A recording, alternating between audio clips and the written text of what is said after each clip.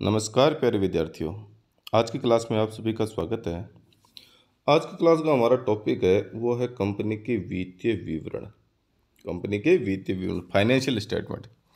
देखिए, कंपनी के वित्तीय विवरणों से क्या आशय कि कंपनी के वित्तीय विवरणों से आशय ऐसे विवरण से है जो कंपनी की आर्थिक स्थिति व लाभदायकता की स्थिति को प्रकट करते हैं, वो कंपनी के वित्तीय विवरण कहलाते हैं। ठीक है। अब कंपनी के वित्तीय विवरण में कौन कौन से प्रलेख शामिल होते हैं, कौन कौन से विवरण शामिल होते हैं, तो वो नीचे हम मैंने लिखे हैं। देखिए,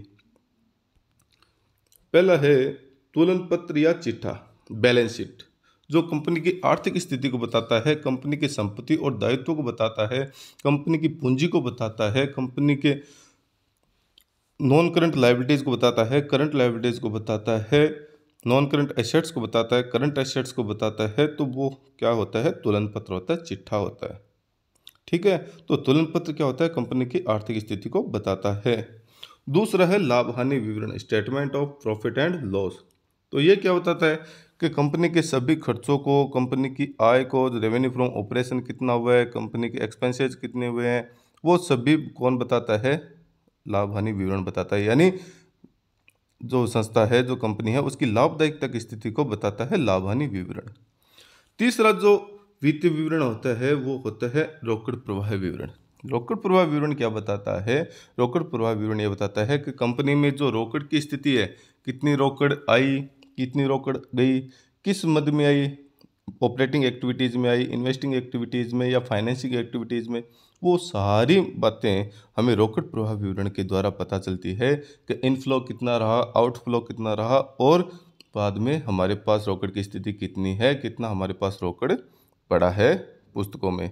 तो ये तीनों है वो कंपनी की वित्तीय विवरण है। तुलन पत्र, चिट्ठा, बैलेंस शीट हो गया, लाभ हानि विवरण हो गया, statement of profit and loss, और रोकड़ प्रवाह विवरण हो गया, cash flow statement.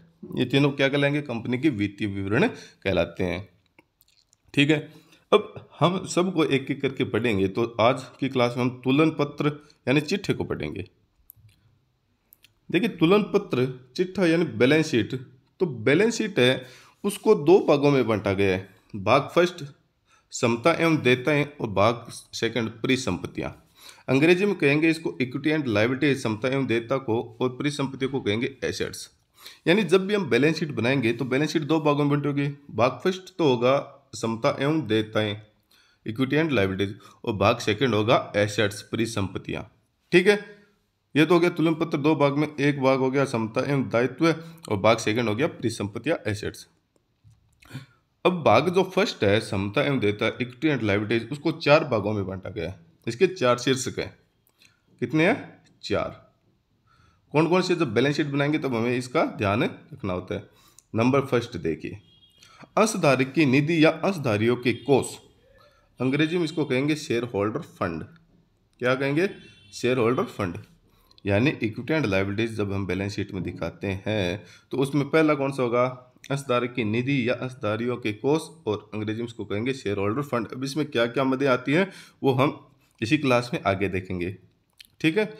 Number second है आवंटन लंबित रहने के दौरान अंश आवेदन राशि, अंग्रेजी में इसको कहेंगे share application money pending allotment. तो ये हो गया दूसरा शीर्षक। उसके बाद में देखते हैं तीसरा शीर्षक है गैर चालू दायित्व, नॉन करंट लायबिलिटीज। जितने भी नॉन करंट लायबिलिटीज है वो इसके अंतर्गत दिखाई जाती है। लॉन्ग टर्म बोरिंग्स हो गया, लॉन्ग टर्म प्रोविजन हो गया, डेफर्ड टैक्स लायबिलिटीज हो गया। तो इनको हम आगे विस्तृत रूप में पढ़ेंगे इसी क्लास में। और चौथा शीर्षक है वो है चालू दायित्व, करंट लायबिलिटीज। ठीक है। तो हमने देखा इक्विटी एंड लायबिलिटीज, दो समता एवं देयता का जो भाग है उसको हमने चार शीर्षकों में बांटा। तो पहला हो गया शेयर होल्डर फंड, दूसरा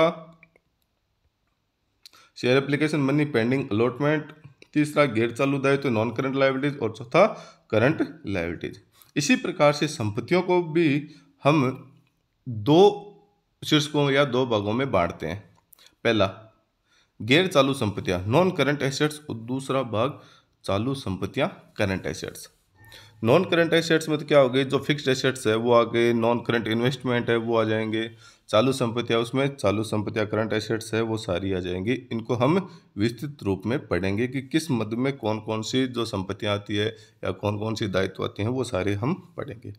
ठीक है, तो हमने देखा है कि जो तुलन पत्र बैलेंस शीट है वो कितने भागों में बंटा है, 2 भागों में इसको जब बनाएंगे तो भाग फर्स्ट तो हो गया समता एवं देयताएं, इक्विटी एंड लायबिलिटीज, और भाग सेकंड हो गया परिसंपत्तियां एसेट्स। अब समता एवं देयता को कितने भागों में बांटा है, 4 भागों में, और एसेट्स को 2 भागों में। अब बात करते हैं तो इसी की बात एक बार कर लेते हैं कि इसको 4 भागों में कौन सा बांटा है, शेयर होल्डर फंड में, share application money, pending allotment में, नॉन करंट लायबिलिटीज और करंट लायबिलिटीज में। और संपत्तियों की बात करते हैं नॉन करंट एसेट्स और करंट एसेट्स में, जिनको हिंदी और अंग्रेजी दोनों के नाम मैंने दे रखे हैं। गैर चालू संपत्तियां नॉन करंट एसेट्स हो गई, चालू संपत्तियां करंट एसेट्स हो गई, अंशधारी की निधि या अंशधारियों के कोष शेयर होल्डर फंड हो गया, आवंटन लंबित रहने के दौरान अंश आवेदन राशि share application money, pending allotment हो गया, गैर चालू दायित्व नॉन करंट लायबिलिटीज हो गया। ये सारी हमने इसके तुलन पत्र का वर्गीकरण देख लिया कि तुलन पत्र को 2 भागों में बांटा गया, फिर उनके उपशीर्षक कौन कौन से हैं। ठीक है, तो आज की क्लास में देखिए हम जो इक्विटी एंड लायबिलिटीज समता एवं देयता का पहला भाग है अंशधारक निधि या अंशधारियों के कोष, उसको पढ़ेंगे।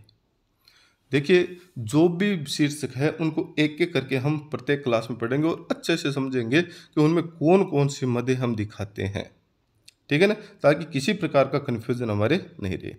अब देखिए अंशधारक की निधि या अंशधारक के कोष को क्या कहते हैं, शेयर होल्डर फंड कहते हैं। और शेयर होल्डर फंड में क्या क्या शामिल करते हैं, नंबर ए अंश पूंजी शेयर कैपिटल, नंबर 2 आरक्षितिया एवं अधिशेष, या इसको दूसरा इसका नाम है संचय एवं अधिक्य। देखिए आरक्षित को क्या कहते हैं, संचय कहते हैं, और अधिशेष क्या हो गया, अधिक्य हो गया। तो इसको आरक्षित या अधिशेष बोलो या संचय एवं अधिक्य बोलो, एक ही चीज है दोनों। ठीक है ना, अंग्रेजी में इसको कहेंगे रिजर्व एंड सरप्लस, रिजर्व एवं सरप्लस। आरक्षित एवं अधिशेष या संचय एवं अधिक्य दोनों एक ही चीज है। आरक्षित भी रिजर्व है और संचय भी रिजर्व है, इनके नाम हिंदी में अलग अलग दे रखे हैं।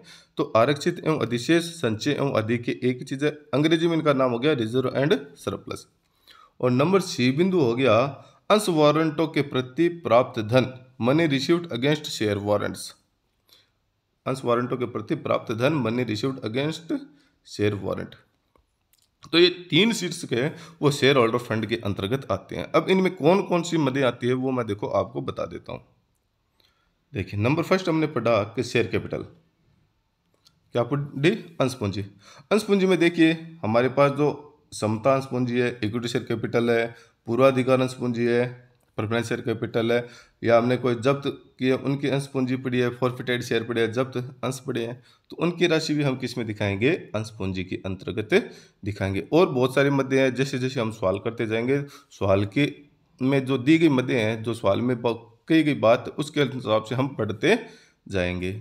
ठीक है, तो अंश पूंजी के बारे में हमने पढ़ लिया। दूसरा हमारा इसमें बी था आरक्षितियां एवं अधिशेष या संचय एवं अधिक्य। बी पॉइंट है आरक्षित एवं अधिशेष या संचय एवं अधिक्य।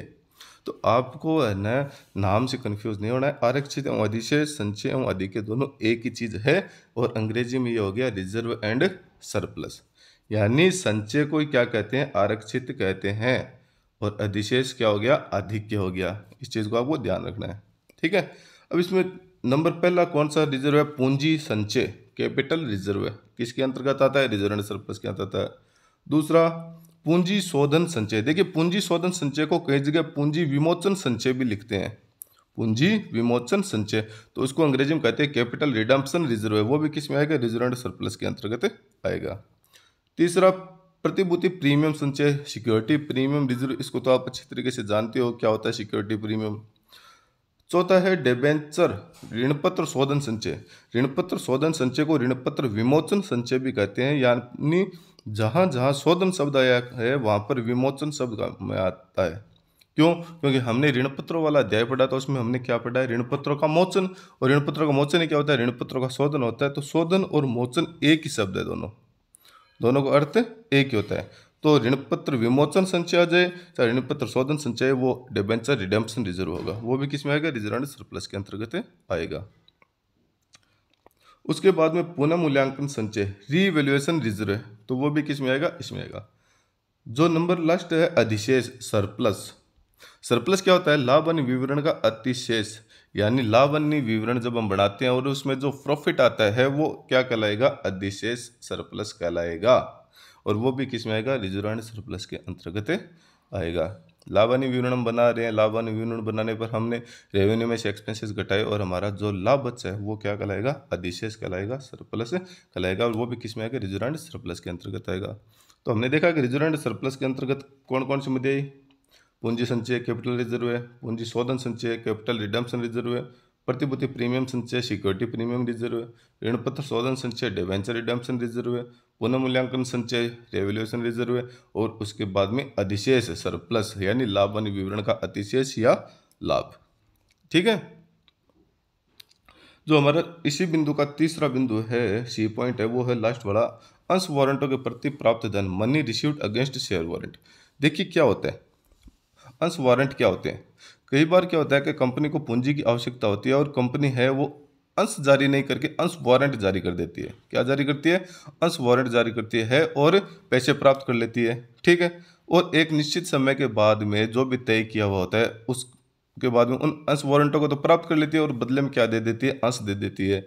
तो यहाँ पर जो राशि हमें अंश वारंट के रूप में प्राप्त हुई है, अंश वारंट के बदले प्राप्त हुई है, उसको हम अलग शीर्षक में दिखाएंगे money received against share warrant, यानी हमें शेयर वारंट के रूप में प्राप्त हुई है। क्यों, अगर अंश जारी करके अगर राशि प्राप्त होती तो उसको तो हम शेयर कैपिटल में दिखाते, लेकिन इस स्थिति में कि जब अंश जारी ना करके शेयर वारंट जारी किए गए हैं और बदले में राशि प्राप्त की गई है, तो वो राशि अलग शीर्षक money received against share warrant में दिखाई जाएगी। ठीक है ना। तो ये तीन बिंदु है वो शेयर होल्डर फंड के अंतर्गत आते हैं। कौन कौन से, share capital, reserve and surplus, money received against share warrants. तो ये तीनों शीर्षक है वो शेयर होल्डर फंड के अंतर्गत अंशधारियों के कोष या अंशधारक की निधि के अंतर्गत आते हैं। तो हमने बैलेंस शीट के जो मदे हैं, जो शीर्षक है, उनका एक एक करके हम अध्ययन करेंगे। आज हमने शेयर होल्डर फंड के बारे में पढ़ा है, आगे की क्लास में हम क्या पढ़ेंगे, non current liabilities, current liabilities, non current assets, current assets के बारे में हम विस्तृत रूप में पढ़ेंगे। तो ठीक है, आज की क्लास में सिर्फ इतना ही, बाकी हम नेक्स्ट क्लास में पढ़ेंगे। Thank you.